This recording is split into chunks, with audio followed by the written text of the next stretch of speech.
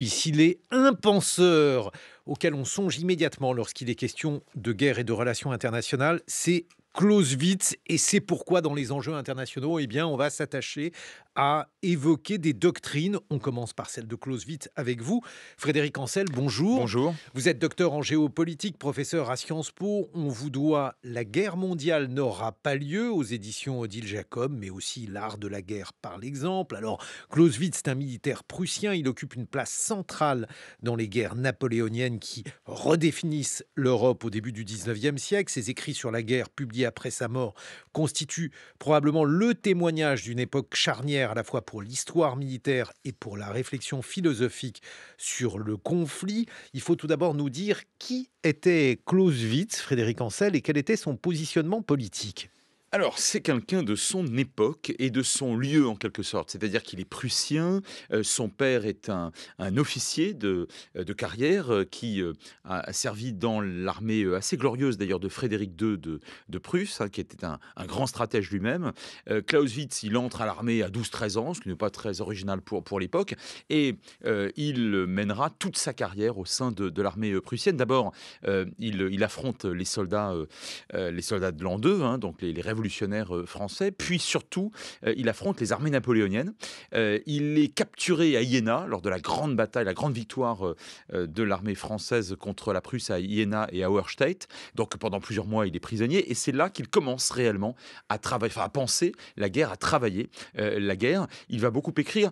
Simplement, il faut dire que il déteste tellement Napoléon et Mhm. l'armée française et l'Empire que lorsqu'en 1812, la Prusse, pendant quelques mois, on l'a oublié, s'agrège à Napoléon. Je rappelle que dans la grande armée qui envahit la Russie, il y a un contingent prussien, il passe du côté des Russes. Finalement, il revient dans l'armée, au sein de l'armée prussienne. Il ne sera pas à Waterloo, mais il continuera, hein, sa carrière jusque y compris Waterloo, et il va finir d'abord général, et puis directeur de l'école de guerre de Berlin. Il meurt prématurément du choléra en 1831, et c'est son épouse qui publiera en 1832 son ouvrage phare. Il en a écrit plusieurs. Enfin, son ouvrage principal de la guerre, un Vom Krieg, après sa mort, qui dans un premier temps n'a strictement aucune espèce de retentissement. Ça, on en aura beaucoup plus tard. Justement, alors pourquoi, qu'est-ce qu'il y a dans ce traité de théorie de la guerre? Qu'y a-t-il de si important qui aujourd'hui, c'est un auteur complètement incontournable? Oui, alors non seulement important, mais révolutionnaire. Pourquoi? Parce qu'il politise la guerre, ou plus exactement, il en fait non plus un moyen, mais une fin.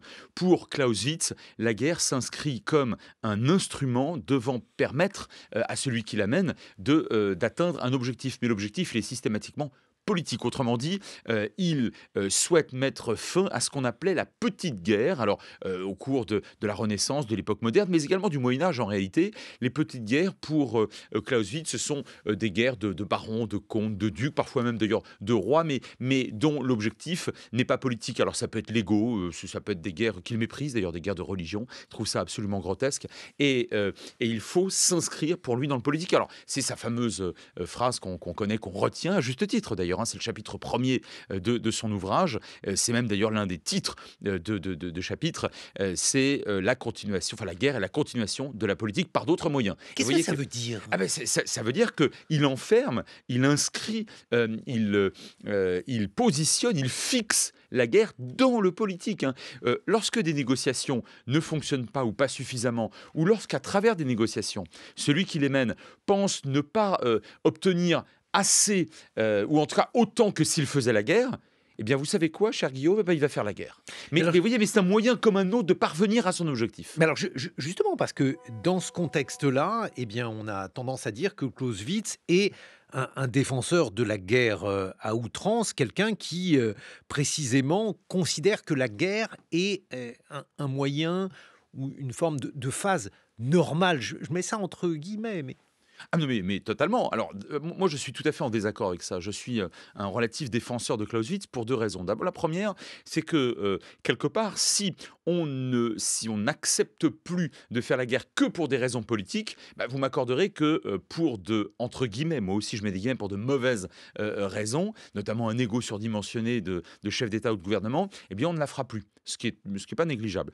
Deuxième point, Clausewitz n'a absolument jamais envisagé des guerres de tuerie, de massacres et encore moins génocide, ce qui malheureusement sera la marque du XXe siècle. Ça, c'est le deuxième point. Et le troisième point, c'est qu'il le dit très clairement. Si on pouvait éviter de faire la guerre, si on pouvait s'entendre et si chacun pouvait atteindre ses objectifs en ne faisant pas couler le sang, eh bien ce serait formidable. Simplement, il considère que ce n'est pas possible. Et de ce point de vue-là, on a plutôt affaire à quelqu'un qui, conformément à ce que fera son grand disciple, en quelque sorte, lui aussi prussien, Bismarck, hein, il fera la guerre de manière, et il pense la guerre de manière extrêmement parcimonieuse. Encore une fois, il ne dit pas que moralement c'est scandaleux. Entre parenthèses, nous sommes au début du 19e siècle. Si vous parvenez à me trouver quelqu'un qui considère à l'époque la guerre comme absolument immorale, eh bien vous me le dites. Même Saint-Augustin pensait dès le 4e siècle qu'il y avait des guerres justes. Bon. Donc lui, il ne s'intéresse pas beaucoup à la question morale et philosophique de la guerre. Il considère que c'est un moyen, comme un autre, de parvenir à ses fins politiques. Et alors justement, dans ce contexte-là, il ne prône pas la violence gratuite, mais il accepte quand même l'utilisation de la violence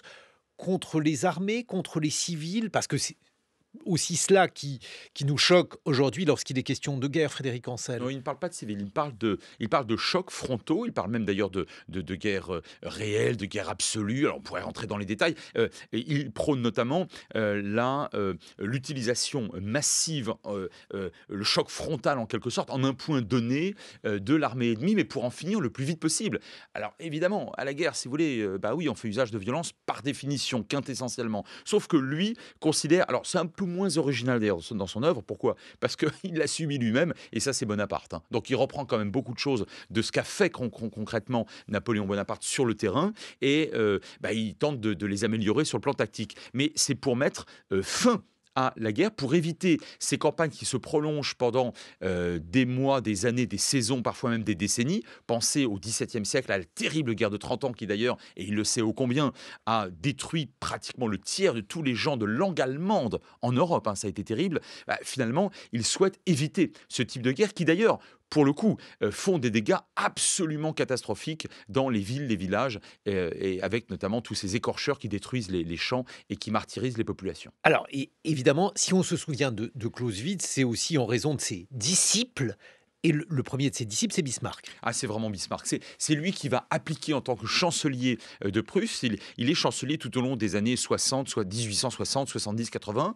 Il est finalement viré par Guillaume II, qui lui, malheureusement pour l'Allemagne et pour toute l'Europe, hein, n'est pas un grand stratège, c'est même le moins qu'on puisse dire. Guillaume II, c'est cet empereur qui, en 1914, enclenche la guerre en soutien de son allié austro-hongrois sans avoir d'objectif réel, alors que pour Bismarck, bien évidemment, l'objectif est absolument fondamental. Et encore une fois, on est dans un objectif politique. Bismarck ne fait pas la guerre par plaisir.